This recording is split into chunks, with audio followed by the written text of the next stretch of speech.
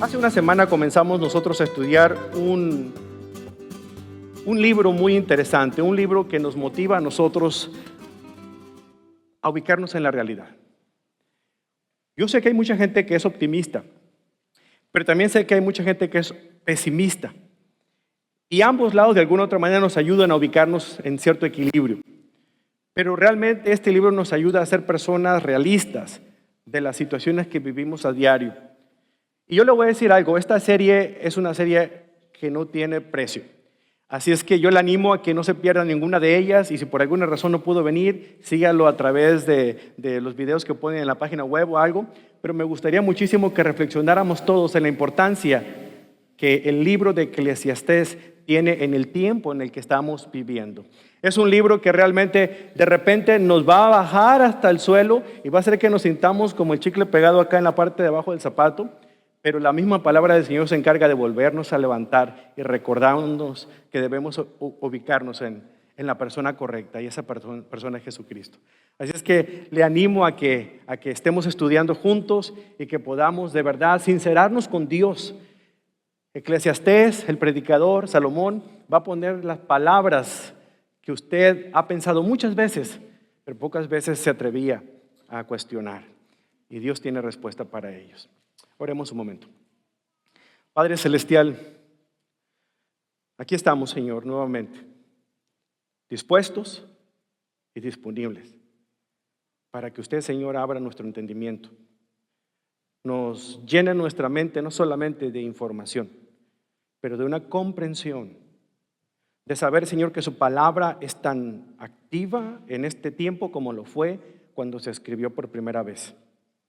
Utilice las palabras de un hombre que lo tuvo todo, lo vivió todo y al final de cuentas nos da un consejo. Y nos dice, Señor, que debemos tener un temor reverente y obedecer sus mandamientos. Ese es el resumen, Señor, de este libro. Ayúdanos a medida que lo estudiamos, a hacer que esas palabras se queden grabadas en nuestro corazón y que podamos ponerlas en práctica todos los días. No permita, Señor, que los problemas, las situaciones difíciles de la vida, la monotonía, la apatía, nos alejen, Señor, de buscar la respuesta en el único que tiene respuestas a nuestras inquietudes. Y ese, Señor, es usted, Padre Celestial. Por eso aquí estamos, Señor. Permita que nos centremos en ella, en su palabra, y que ella, Señor, quebrante nuestros corazones. Se lo pedimos de todo corazón, en el nombre que es poderoso para guardarnos sin caída. Y ese es el nombre de su Hijo Jesucristo, en quien oramos y adoramos. Todos decimos amén. En cierta ocasión, en lo más profundo del Averno, allá en el infierno, los generales de Satanás hicieron una reunión de emergencia. El tema era tratar el asunto que les preocupaba, y era que estaban perdiendo terreno, según ellos, en contra del enemigo. Su enemigo, el Dios de los cielos, estaba ganando más adeptos a su reino y ellos estaban perdiendo a la gente. Así es que la situación era desesperante. Decidieron convocar a todos los generales y querían preguntarle a Satanás si tenía alguna idea de qué podían hacer para evitar que estas circunstancias se dieran. El bien estaba venciendo y eso no podían permitirlo.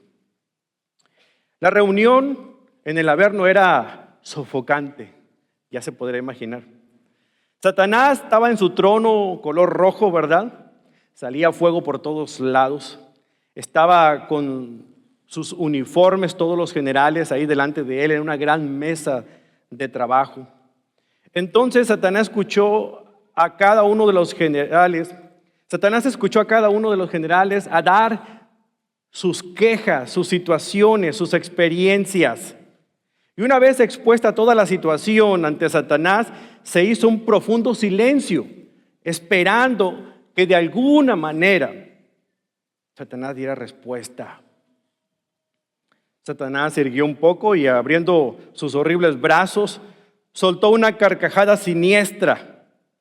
Luego con voz cavernosa dijo: ¿para qué se preocupan? Mientras yo posea mi arma secreta, el enemigo no va a ganarnos la batalla. El general que llevaba la voz de la asamblea, demostrando poca confianza, respondió: pero maestro, necesitamos resultados inmediatos. Necesitamos hacer algo ya. De verdad estamos perdiendo terreno. Satanás, demostrando un poco de indignación por su falta de confianza, le dice con estas palabras: miren, vamos a hacer una subasta de las mejores armas que poseamos para poder perder a los humanos. La orden de Satanás se cumplió y en las principales ciudades de todo el mundo aparecieron ciertas armas de alcance público. La crítica era una de ellas, el chisme era otra de ellas, y iban ganando terreno, pero no eran suficientes. La soberbia, el odio, actitudes viciosas que hacen que se hundan las sociedades.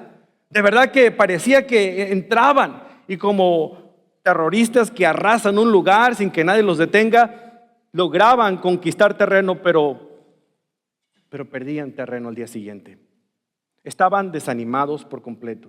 De nueva cuenta, los generales en pleno se acercaron a Satanás y dijeron: es inútil, no podemos hacer nada. Por favor, dinos cuál es tu arma secreta, porque todas las que hemos nosotros tratado no han funcionado. Funcionan un momento y luego desaparecen. Entonces Satanás se pone de pie y entra en una bóveda secreta, abre con una llave que él traía colgada sobre su manto, y de ahí saca un cofre y lo pone sobre la mesa enfrente de todos.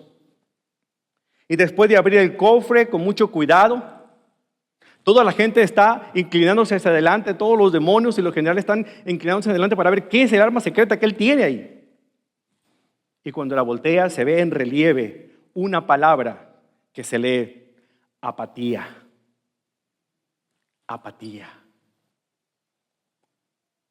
Esa era el arma de Satanás. Al comenzar a utilizarla en contra de los cristianos, empezó a hacer lo que era la intención de Satanás: a derrotarlos uno a uno, a dejarlos que se preocuparan por todo menos de lo más importante, a alejarlos de la palabra de Dios, y al alejarlos de la palabra de Dios, sus fuerzas se debilitaron, perdieron la guerra. Yo no sé qué palabra o arma ustedes pensaban escuchar en este momento, pero nosotros no sabemos si realmente Satanás inventó la apatía o no. Lo que sí podemos decir es que los estragos de ser apáticos, sobre todo en la vida cristiana, provocan situaciones muy, muy deplorables. Hermanos, el problema más grave que vive el cristiano muchas veces no son los problemas que experimenta, es su apatía para confiar en Dios aún a pesar de los problemas. Es en buscar de alguna otra manera situaciones y soluciones en otros lados, menos en el único lugar donde puede encontrarlos. Y eso es lo que sucede en la iglesia de hoy. La apatía reina y a nadie parece preocuparle. La vida no es simplemente trágica solamente por las situaciones que usted experimenta. Es trágica porque se vuelve aburrida. Un matrimonio no es poderoso ni productivo, no porque ellos no sean compatibles, es porque la monotonía ha hecho presa fácil y están buscando en pastos más verdes lo que no se atreven a buscar en su propio hogar. El hecho fundamental acerca de la experiencia humana, de que lo haga una tragedia, no es la muerte de un ser querido en sí, aunque es tristeza definitivamente, pero muchas veces lo que más destruye una familia es el aburrimiento y la monotonía. Hermano, la rutina inmutable de la vida cotidiana es el hecho innegable e ineludible que todos los seres humanos vivimos, en particular usted, que es un hijo o una hija de Dios. Solo necesita mirar a su alrededor para preguntarse qué está pasando. ¿Cuántas personas conoce usted que se levantan en la mañana realmente de un salto de la cama, animados por comenzar el nuevo día que tienen por vivir? ¿A cuántos individuos conoce que no pueden esperar a que llegue el lunes para ir a trabajar porque les encanta su trabajo? ¿A cuántas personas conoce que están entusiasmados de probar una idea nueva, creativa, para poder inyectar pasión a su matrimonio? ¿O cuántas personas conoce que de alguna otra manera hacen lo imposible por animarse, por vivir siempre al borde de la silla con la expectativa de algo grande que Dios hará en este momento. No, no es común. Lo que vemos es todo lo contrario. Personas que van por la vida arrastrando los pies de alguna otra manera, esperando a que ocurra un milagro o un terremoto que les sacuda por dentro y les llene de emoción, cuando realmente lo que debiera ocurrir es lo que puede ocurrir dentro de nosotros si nosotros lo permitimos. No ven ningún futuro ni en su empleo, ni en su matrimonio, ni con sus hijos, ni en su trabajo, ni en nada, porque simplemente están buscando en el lugar equivocado. Para estas personas, como lo dice este viejo y sabio predicador llamado Salomón, la vida es vanidad, es correr tras el viento. Y el mensaje central de esta lección es la siguiente: nuestra existencia no tiene sentido si solo se vive en una perspectiva bajo el sol, es decir, separada de Dios. Cuando usted lea la frase bajo el sol aquí en el libro de Eclesiastés, imagínese, es la vida horizontal, es la vida que podemos ver con nuestros ojos físicos, es la vida en este planeta. La vida sobre el sol es la vida como Dios la ve, es la perspectiva divina de las cosas. Y este libro de la Biblia, este libro maravilloso, ha sido escrito con la idea de que nosotros, en lugar de mirar hacia el sol, miremos más allá del sol. Y aprendamos a ver y a pensar como Dios piensa de acuerdo a su palabra. Y el único lugar donde podemos hacer esto es yendo a la propia palabra del Señor, no yendo con el motivador profesional, no yendo con otra persona que nos hable bonito, no yendo ni siquiera con un psíquico que nos diga el futuro. Es únicamente acercándonos al único que hace que todas las cosas sucedan de acuerdo a su voluntad, y ese es nuestro Dios. Así es, hermanos, una vida solamente en el plano, bajo el sol, alejada de Dios, es vanidad, es correr tras el viento, no sirve de nada, no tiene sentido. Miren, hace 3000 años este famoso rey, Salomón, describió aquí en el libro de Eclesiastés cómo el intento que él tuvo de encontrarle sentido a la vida en este mundo natural fue todo un fracaso. Era perseguir el viento, dice. En esta primera sección del diario, porque así le llamamos el diario de Salomón, al libro de Eclesiastés. Eclesiastés, ¿qué significa? El que dirige una asamblea, el que enseña una asamblea, predicador, maestro. Él es el predicador, es el maestro, él es el anciano. Él es aquel que viene aquí con nosotros a enseñarnos sus propias experiencias de la vida. Y de verdad que si nosotros estamos atentos a lo que él tiene que decirnos, nos va a librar muchos problemas a nosotros en la vida. Pero hay muchas personas que prefieren tropezar con la misma piedra que otros han tropezado. Tomemos unos momentos para analizar lo que este hombre descubrió con respecto a la vanidad de la vida alejada de Dios. Vaya conmigo al primer capítulo del libro de Eclesiastés. Vamos a ver 3 aspectos. Primero vamos a ver cómo expone 4 mentiras que todo mundo cree. Luego vamos a ver cómo él nos cuenta o nos dice las verdades acerca de nuestra existencia. Y finalmente, estas palabras nos van a ayudar a pensar en 2 aspectos que deben de guiar nuestras vidas como cristianos. Veamos estas mentiras, estas 4 falsedades acerca de la vida que popularmente se escuchan y que mucha gente cree. La primera de ellas es la siguiente: ríe y el mundo reirá contigo, llora y llorarás solo. ¿Alguna vez le ha tocado escuchar esto? Charlie Chaplin fue el que acuñó esta frase, por cierto, uno de ellos. Este proverbio pretende forzarnos una sonrisa. Si bien parece una buena idea, lo que se ha descubierto en la vida, si somos realistas, es que es todo lo contrario. Ríe y reirás solo, llora y todo el mundo llorará contigo. Porque de alguna manera, cuando algo pasa, cuando hay una crisis, cuando nos va mal, muchas personas con compasión vienen a nuestro lado. Pero cuando nos va bien, cuando tenemos éxito, la gente no viene a saludarnos, por cualquiera que sea la razón. ¿Por qué no se ha dado cuenta? Usted espera cuando pone en Facebook alguna situación triste y todo el mundo le pone un montón de likes y consejos. Pero se sacó un premio o alguna cosa, nadie le pone nada. Canalla. Que le aproveche. De hecho, hay personas que les molesta que a alguien le vaya bien. Es el tipo de personas que cuando le dicen buenos días, ¿qué tienen de buenos? Están amargados porque otra gente disfruta de la vida. Así es que eso de que ríe y el mundo reirá contigo, al final de cuentas es llora, entonces llorarán contigo. Pero ríe y te vas a reír solito, van a decir que estás loco. La verdad es que cuando forzamos demasiado estas cosas, perdemos una perspectiva real de las situaciones.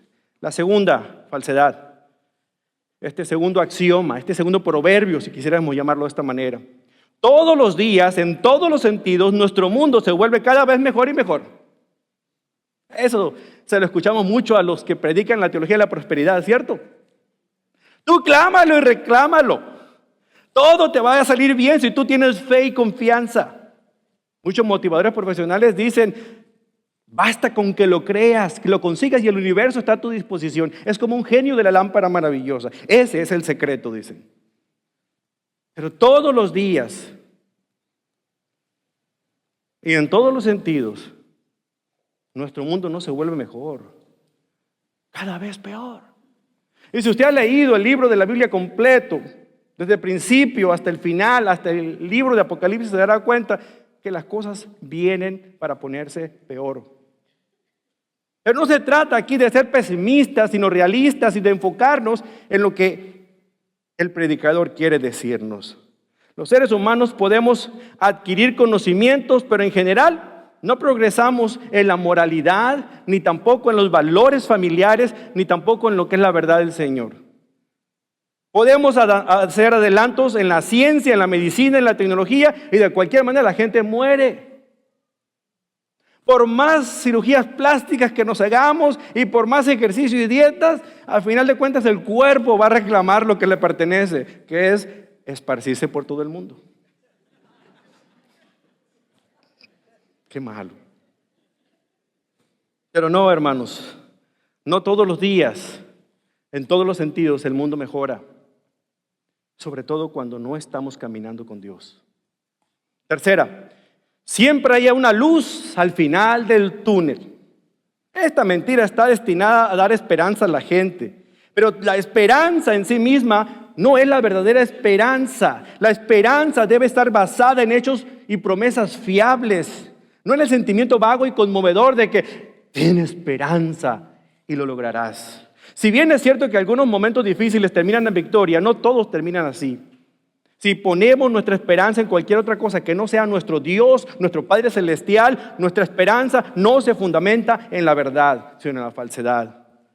Y como dice la ley de Murphy, si tú ves una luz al final del túnel, cuídate porque a lo mejor es el tren que viene a toda velocidad. Número 4, las cosas nunca son tan malas como parecen, así que sigue soñando y sigue cantando. La primera parte es cierta, las cosas nunca son tan malas, se vuelven peor. De hecho, a veces son peores de lo que parecen. Y soñar no va a ayudarnos a que sean mejores. Miren, leí la historia de una pareja que tenía varios años de casados y por alguna circunstancia de la vida no habían podido tener familia. Así es que ya habían pasado como 7 años y pues todos los intentos que tenían de poder tener familia no se lograron. Decidieron comprarse una mascota. Se compraron un cachorrito, un perrito pastor alemán, bien bonito. Era el consentido de la casa, él era el que llenaba sus momentos de alegría, él era el que los consolaba en su momento de tristeza, era parte de la familia, era como su hijo, literalmente. Circunstancialmente, la esposa de este hombre, el dueño de la casa, el dueño del perro, quedó embarazada y tuvieron a un bebé. Y obviamente, pues imagínense, el sueño anhelado de tener familia llegó y ese niño se ocupó de todo su tiempo y atenciones. Y el pobre perrito fue relegado, se le prestaba menos atención, a veces hasta se les olvidaba sacarlo a dar la vuelta. Y lo resintió. Aquel perrito que era alegre, feliz, había crecido y se había vuelto un poco amargado, un poquito medio refunfuñón o regañado, corajudo, y ya no era el que les meneaba la cola cada vez que los veía. A pesar de que muchas veces los libró de que les robaran la casa, cuando los ladrones llegaron los espantó. Pero llegaba un momento en que él pasó a ser un objeto más en la casa. En una ocasión la familia acostó la pareja acostó al bebé para que durmiera tranquilamente y ellos decidieron subir a la azotea para hacerse una rica carne asada. Estaban en eso cuando escuchan el ladrido del perro. Y cuando bajan por el pasillo, el hombre ve que el perro está en el pasillo, afuera de la puerta del cuarto del niño, con su boca ensangrentada. Y lleno de pavor, lo único que hizo fue dar una patada al animal, agarrar una escopeta y matarlo en ese momento, por cualquier cosa que le pudiera haber hecho a su hijo. Pero cuando hizo eso, entró corriendo para ver a su bebé y el bebé estaba tranquilamente dormido. Pero a un lado de la cuna había una serpiente sin cabeza.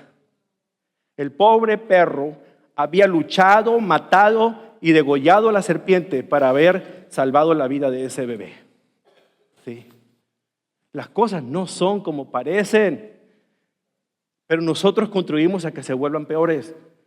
Y eso sucede cuando la crítica a veces llena nuestro intelecto, nuestra mente, y en lugar de pensar positivamente por esa persona, pensamos lo peor. Cuando muchas veces levantamos una difamación en lugar de asegurarnos que lo que pensamos o decimos es verdad. Así es que es verdad, las cosas no son como parecen. Muchas veces se pueden volver peores. Me pregunto por qué la gente cree en este tipo de cosas y las propaga como verdades. Y pienso que la respuesta es sencilla, porque creen que en este mundo todo se puede lograr si tan solo tenemos esperanza. Pero la esperanza, si no está puesta en Dios, es una esperanza que está fundamentada en algo que es tierra movediza. De aquí nos vamos a las verdades que el predicador trata de decirnos en los primeros capítulos, sobre todo en el primer capítulo, los primeros versículos. La vida en este planeta, hermanos, sin tomar en cuenta a Dios, no es un lecho de rosas, son todas las espinas de las rosas. La vida en este mundo, sin tomar en cuenta a Dios, la vida en este mundo bajo el sol, no son un recipiente lleno de uvas, sino las puras semillas que usted se come.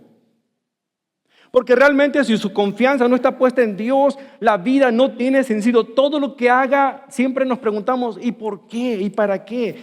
Y nunca llegará a ser satisfecho. El mismo predicador, más adelante lo veremos con detenimiento, dijo, el hombre, el ser humano ha sido creado con un vacío interior que únicamente va a ser lleno con eternidad. Y ese es Dios. Entonces se pregunta usted por qué vive angustiado, desanimado, triste, corajudo, enojado, porque las cosas no salen como usted cree, porque usted está haciendo a un lado a Dios, porque usted no está poniéndolo en el centro que debe estar, porque si bien es cierto, no va a actuar como el genio de la lámpara cuando usted quiera, cuando usted diga, sino cuando Él considera necesario, porque lo que está interesado es en cambiarlo a usted, a irlo formando, a irlo quebrando, para que entonces pueda ser útil en sus manos. Entonces no culpe a Dios de que le va mal. Responsabilícese a usted mismo por no haberlo puesto a Él desde un principio en el lugar que le corresponde en su vida. Aquí el predicador nos da una premisa básica en el primer punto. Vanidad de vanidades, todo es vanidad. La versión de la Nueva Traducción Viviente dice, estas son las palabras del Maestro, hijo del rey David y gobernante de Jerusalén. Todo, ¿verdad que no dice así?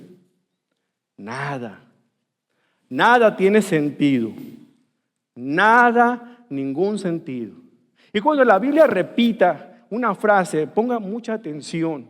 Lo hace para poder enfatizar algo. Es como cuando escribimos en español y le ponemos signos de admiración y que con eso queremos resaltar.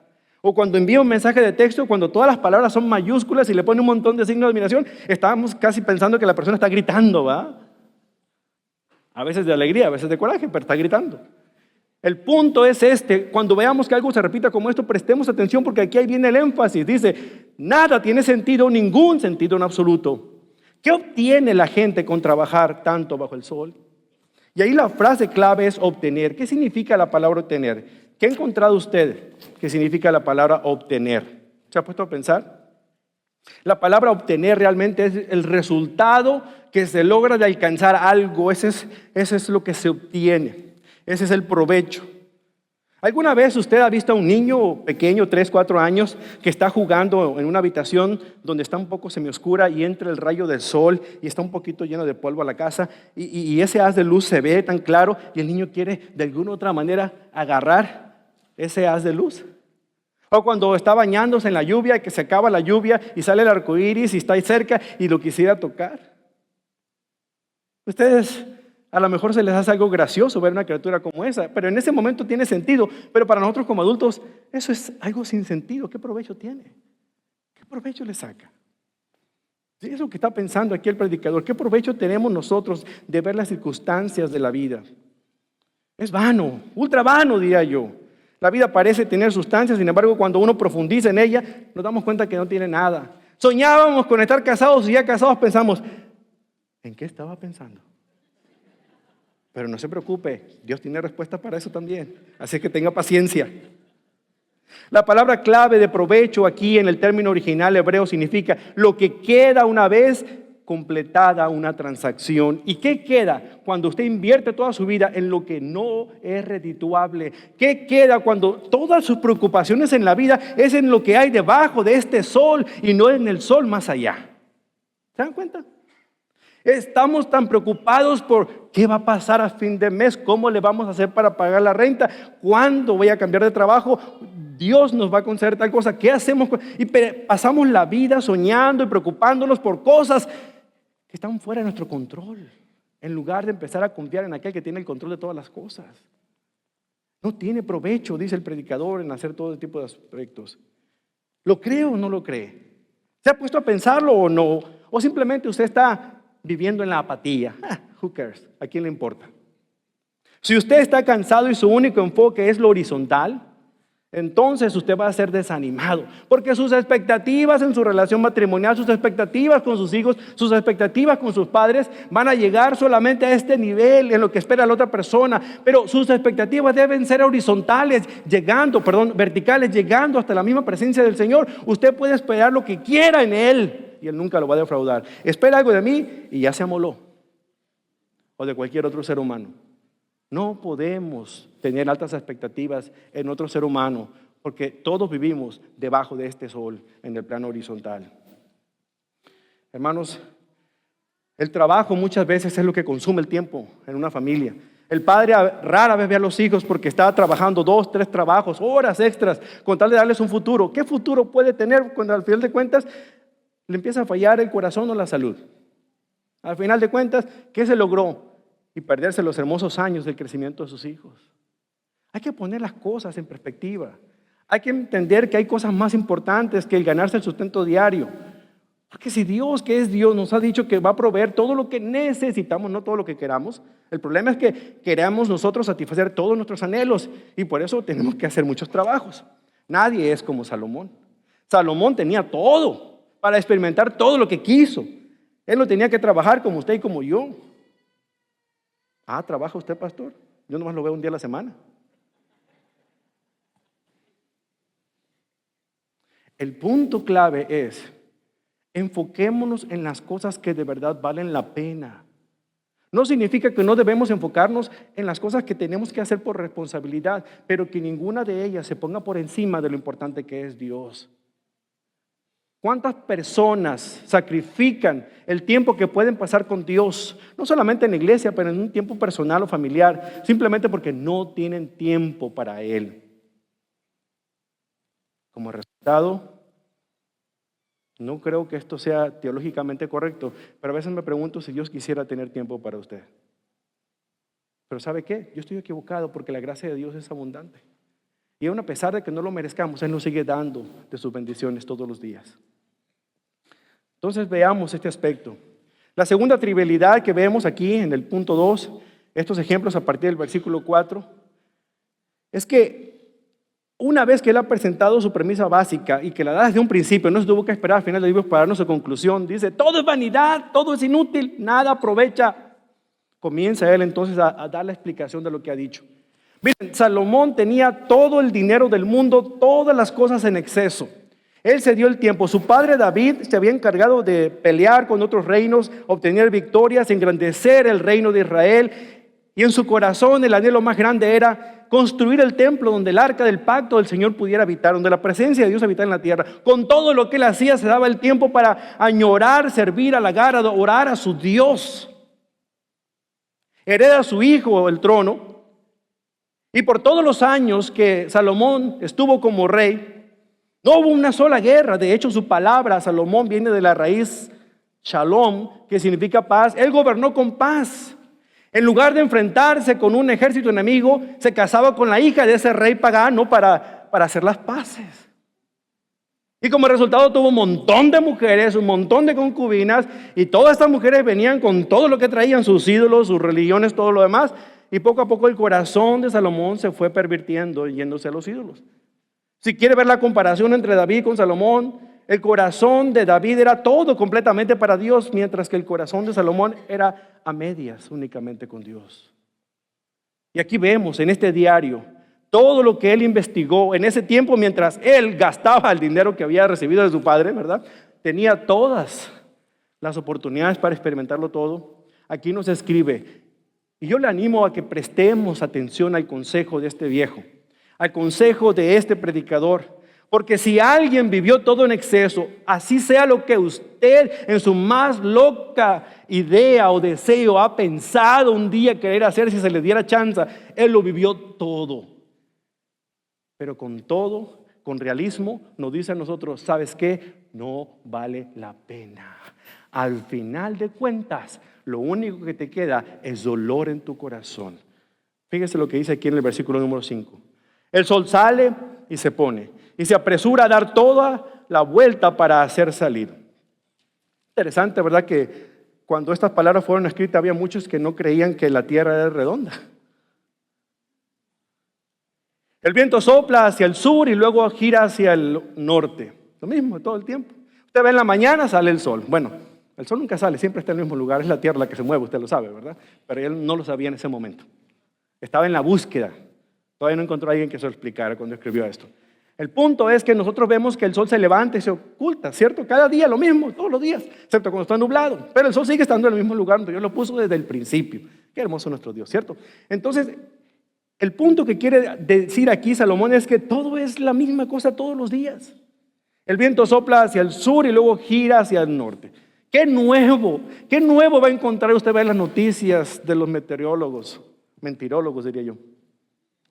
Que nos dicen todo el tiempo que va a mejorar el clima, que ahí viene el frío, ahí viene el calor. Siempre nos dicen lo contrario, ¿verdad? Y ahí nos vamos preparando, salimos todos con los abrigos. El calor está, que para qué les cuento. Salimos descubiertos y nos estamos muriendo de frío. Entonces, la misma cosa, pero seguimos viendo. O sea, ¿qué caso tiene? Aquí vemos el que dice que el viento sopla. Pero qué interesante cómo Dios, cuando ha colocado los astros celestes, cuando ha puesto el viento en el lugar que lo corresponde, cuando lo impulsa de un lado a otro, ¿sabe usted de que de alguna otra manera todos los mares, todas las aguas que existen en el mundo, es el viento el que hace que se levanten, el calor del sol el que hace que se evaporen las aguas, el mismo viento los enfría y luego se forman las nubes para que esas nubes a su vez puedan regar la tierra de agua? ¿No es eso maravilloso en la mente de un Dios? Pero cuando se mira por encima del sol, tiene sentido. Cuando se mira debajo del sol, como Salomón, viento, sol, calor, río, agua. Los ríos desembocan en el mar, pero el mar nunca se llena. Y es cierto, ¿eh? Luego el agua vuelve a los ríos y sale nuevamente al mar. Es interesante cómo el mar con agua salada, lo que lo alimenta son la lluvia y los ríos de agua dulce. Y yo me puedo explicar por qué está salada el agua. Así es que, ¿por qué no filosofa un rato y usted me dice qué respuesta encuentra? Los filósofos son aquellos que piensan en cosas que no saben, pero aparentan que lo saben todo para que los crean inteligentes. En lugar de los cambios que son nuevos y frescos y satisfactorios, el mundo trae repetición e igualdad.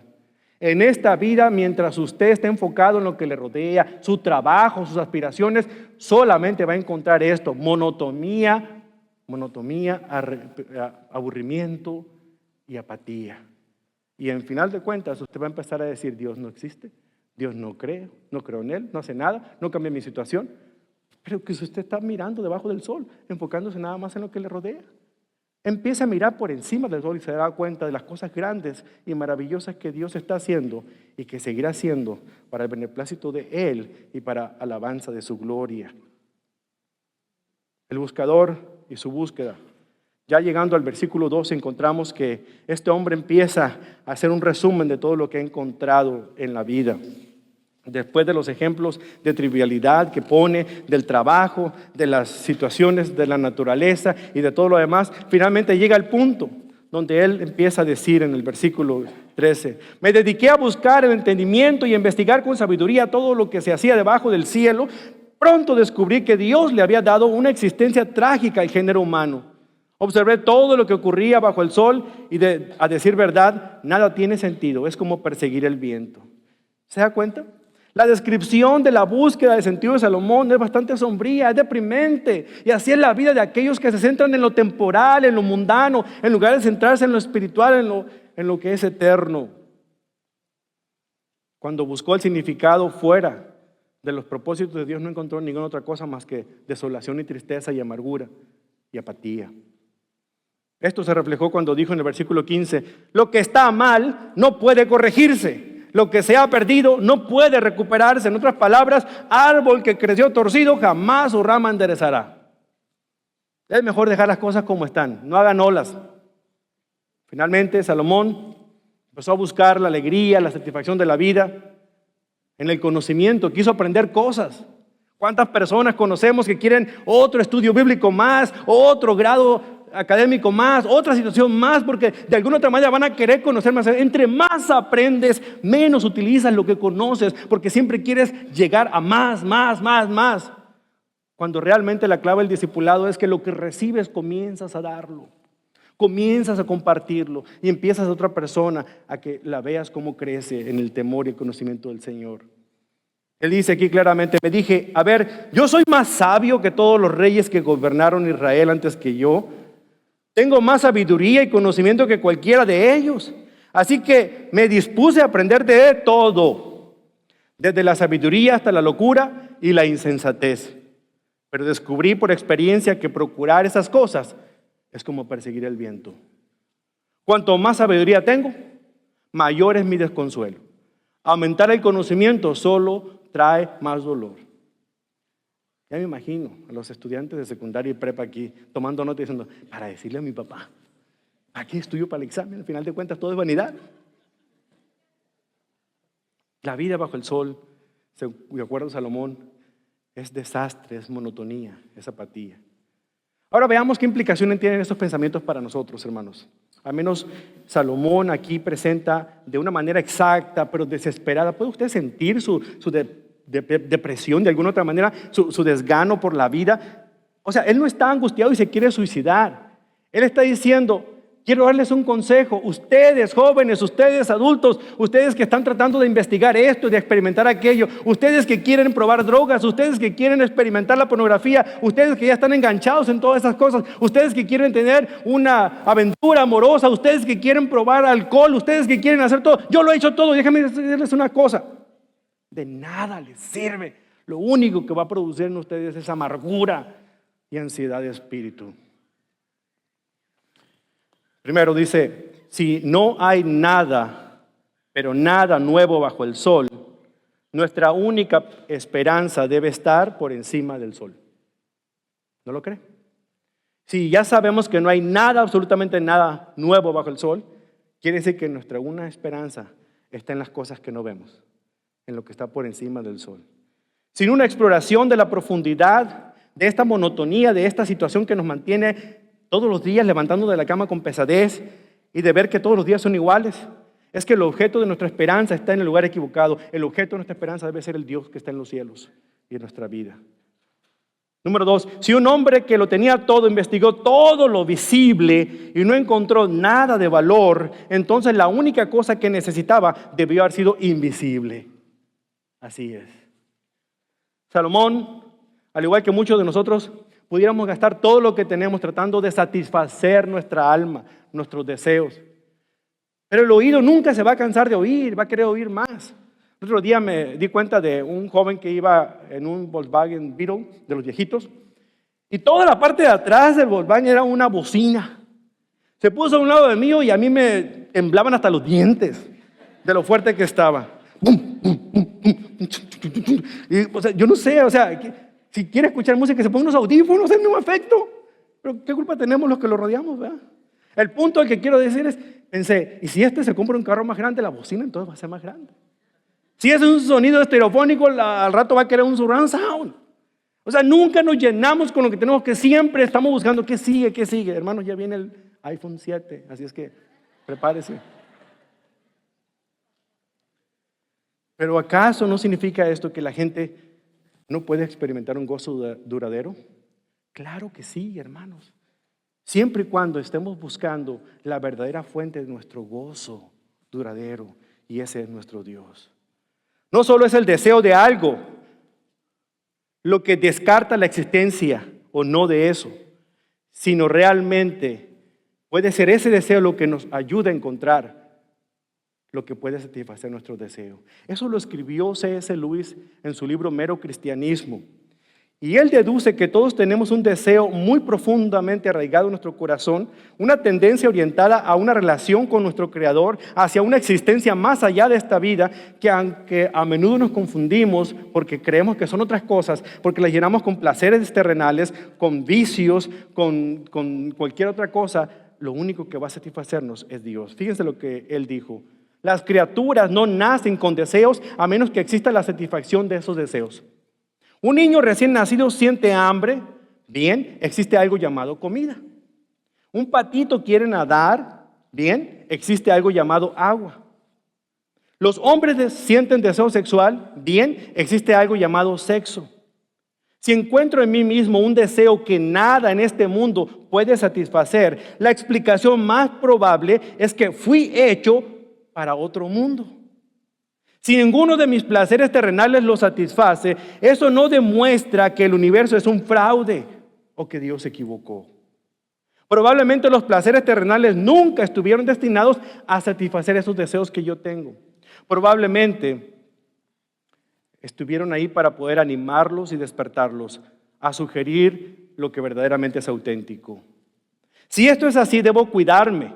Por otro lado, no debo desperdiciar nunca o desagradecer estas bendiciones terrenales, y por otro, no confundirlos como aquello otro del cual estos son una especie de copia o un espejismo de lo que verdaderamente debe satisfacerme. Debo mantener vivo en mí mismo el deseo de mi verdadera patria, que no encontraré hasta después de mi muerte. Jamás debo dejar que se oculte o se haga a un lado, o debo hacer que el principal objetivo de mi vida sea seguir el rumbo que me lleve a esa patria celestial y ayudar a los demás a que hagan exactamente lo mismo. ¿Saben qué? C.S. Lewis en sus propias palabras experimentó el profundo deseo llamado alegría y se dio cuenta que lo único que podía provocarla plenamente era el Creador. El Creador. Eso fue lo que hizo que este hombre, que era un ateo, volviera a buscar a Dios y se dio cuenta que lo único que podía satisfacer su más profunda necesidad fuera una relación personal con Él. Usted la tiene. ¿Qué anda buscando fuera de su relación con Dios? Usted vive una relación con Dios. Usted ha confiado en Él como Salvador. ¿Qué anda buscando fuera de su relación con Dios? Todo eso que usted anhela, todo eso, lo único que lo puede satisfacer es su Dios. No esas cosas, no esos espejismos, no esos vicios, no esas cosas que una vez que las tenga se dará cuenta de que está equivocado, como dijo Salomón. Hermanos, un hombre campesino visitó a un amigo en la gran ciudad. Una ciudad grande como la Ciudad de México, como Nueva York, ruidosa, autos por todos lados, ruidos por todos lados. Iban caminando cerca de un parque. Entonces el hombre campesino le dice a su amigo, el citadino, le dice: "Shh, shh, shh, ¿escuchas? Escucho un grillo. ¿Un grillo? Aquí en la gran ciudad, con todo el ruido de los carros, con todo el ruido de la gente, todo eso. ¿Cómo que escuchaste un grillo?" Sí, estoy escuchando cantar un grillo. Estás loco, ¿cómo vas a escuchar un grillo aquí? Yo no escucho nada. Y de repente se cruzó la calle y llegó hasta un macetero que estaba ahí en una de las avenidas. Y de repente escarbó un poco y ahí encontró el grillo. Y lo levantó y le dijo: "Mira, te dije, aquí está el grillo." Y dice: "Pero tú estás loco o qué? ¿Cómo fue que escuchaste ese grillo? ¿Cómo fue que lo encontraste?" Le dice: "La gente escucha lo que se ha predispuesto en su corazón a escuchar. Y te lo voy a demostrar." Sacó de su bolsa un montón de monedas y ahí en esa acera, en esa banqueta, las empieza a tirar todas desde esta altura y se escuchó el ruido. Toda la gente en toda la manzana alrededor, cuando escucharon el ruido de las monedas, volteó a ver qué es lo que estaba pasando. Dije: "¿Te lo ves? La gente escucha lo que se ha predispuesto a querer escuchar." Yo no sé qué es lo que usted se ha predispuesto a querer escuchar cuando vino esta mañana. A lo mejor usted ha pasado el resto de su existencia yéndose del ruido de las monedas, que se ha perdido del hermoso canto de un grillo, o de la música especial que el Espíritu Santo quiere deleitarle y darle serenata. Yo no sé qué tan distraído esté usted ante las cosas de este mundo, ante todo lo que le rodea, que se ha perdido de la sencillez y de la belleza de una relación tan cercana y pura con nuestro Dios y Creador. Todo lo que le llame la atención no son más que meros espejismos, como los que vemos en la carretera a distancia, que pareciera que hay agua, pero cuando llegamos desaparece. En este mundo, todo lo que vemos es espejismo. Lo único que verdaderamente es permanente es lo que Dios nos ofrece. ¿Y sabe qué, hermano? No depende de a qué, sino a quién está uno atento. Pues puede ser que usted está distraído hasta este momento, aunque diga que es cristiano o cristiana. Pero si su relación con Cristo no está en el lugar que debe estar, es importante que usted ponga en orden en su vida. Ni una sola de esas monedas tiene vida, hermanos. La única forma en la cual usted encontrará satisfacción será creyendo en lo invisible. Y ese invisible e inaudible tiene nombre y es Jesús. En la persona de Jesucristo la monotonía se detiene, Apocalipsis 22. Lo torcido se endereza, Lucas 3. Y la sabiduría y conocimiento se cumplen, Colosenses 2. ¿Dónde está usted buscando las respuestas a las preguntas que Salomón se hace? ¿Las está buscando en la gente? ¿Las está buscando en las cosas? ¿Las está buscando en el trabajo? Está equivocado. Búsquelas en su Dios. Cristo quiere gobernar su vida. Él está sentado en su trono esperando y está dispuesto y disponible para darle el anhelo más grande que tiene su corazón. No lo que usted pensó que quería, sino lo que realmente necesita. Y eso que usted realmente necesita es que realmente vuelva a unir, a activar, a poder encender esa pasión que tenía usted antes por Dios. ¿Lo quiere hacer en este momento? Le invito a cerrar sus ojos. Yo no sé las circunstancias que lo han traído usted en este día, repito, pero si eran cualquier otra cosa de lo que hemos mencionado abiertamente en este día, menos Cristo Jesús, déjeme decirle, todo es vanidad. Todo es como perseguir el viento. Pero si usted de verdad quiere encontrar una paz que sobrepasa todo entendimiento, no la paz que el mundo promete, porque el mundo promete paz y para eso hace las guerras, para poder preservar la paz. Si lo que quiere es encontrar una paz que sobrepasa todo entendimiento y su ser, el único que puede satisfacerlo, ¿sabe qué? Es Jesucristo. Él es el camino, Él es la verdad, Él es la vida. Nadie va directamente al Padre sino a través de Él. No es la religión, no es la tradición, no son sus costumbres, es una relación cercana. Religión es un invento humano, relación es el invento de Dios. Él quiso relacionarse porque tanto amaba a Dios al mundo que envió a su único hijo a que muriera en esa cruz por amor. Para que si usted confía en Él, si usted cree en Él, si usted deposita esa confianza en Él, no en las cosas materiales, sino en Él, entonces usted reciba la vida eterna. ¿Tiene usted vida eterna? ¿Por qué no la recibe en este momento? Yo quiero orar por usted. Yo quiero orar por usted para que usted salga de este lugar convencido que sus ojos ahora están puestos en la eternidad. A lo mejor usted ya es cristiano, usted ha servido mucho tiempo acá, usted es parte de nuestros voluntarios, pero aún con todo eso, usted vive una vida apagada, de fracaso en fracaso, de lucha en lucha. ¿Sabe qué? Usted puede poner un alto a ese tipo de vida cuando se da cuenta de que se ha estado fijando y poniendo su mirada en las cosas equivocadas. Y hoy el predicador Eclesiastés nos dice, el fin de todas las cosas es esta: teme al Señor y obedece sus mandamientos. Al final de cuentas es lo único que es permanente. Deja de pelear contra Dios. Deja de luchar porque con tus propias fuerzas quieres lograr tus alcances y tus logros. ¿Sabes qué? Te vas a cansar, te vas a hastiar, vas a tirar todo a final de cuentas. ¿Por qué no permites que la fuerza poderosa del Señor venga y te levante? Deja que su mano derecha te sostenga. ¿Lo crees? Habla con tu Dios. Cierra tus ojos en este momento. Dile lo que sientes en este instante. Díselo con esas palabras que solamente tú puedes decir. Esas palabras que a veces no pueden salir de tu corazón, pero que necesitan ser dichas. Dile cuánto lo sientes. Sabes que Dios ha esperado ese momento como no tienes idea. Él tenía ganas de que hubiera un momento, aún en medio de todo el ruido que te rodea, que hubiera un momento en el que tú, cerrando tus ojos, pudieras ubicarte en lo que realmente es importante. Dile al Señor cómo te sientes y escucha la voz del Señor que en este momento te dice: hijo mío, hija mía, aquí estoy. Estoy esperándote. No sabes cuánto he anhelado que tú vinieras a descargar todas tus fuerzas en mí, todas tus frustraciones, todos tus fracasos.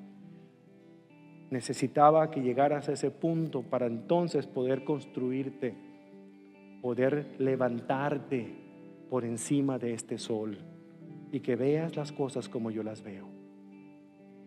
Era necesario que pudiera quebrantarte en tu orgullo, en tu vanidad, para poder entonces darte lo más preciado que tengo, que es la humildad.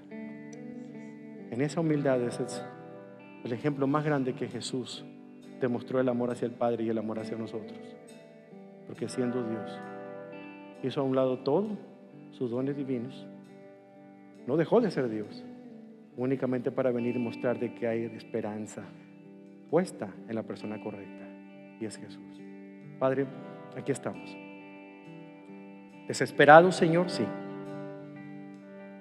Corriendo a veces como pollos sin cabeza por todos lados, buscando de alguna otra manera ver dónde está la solución a nuestros problemas, a nuestros fracasos, a cómo salir del atolladero donde me he metido yo mismo con mis decisiones.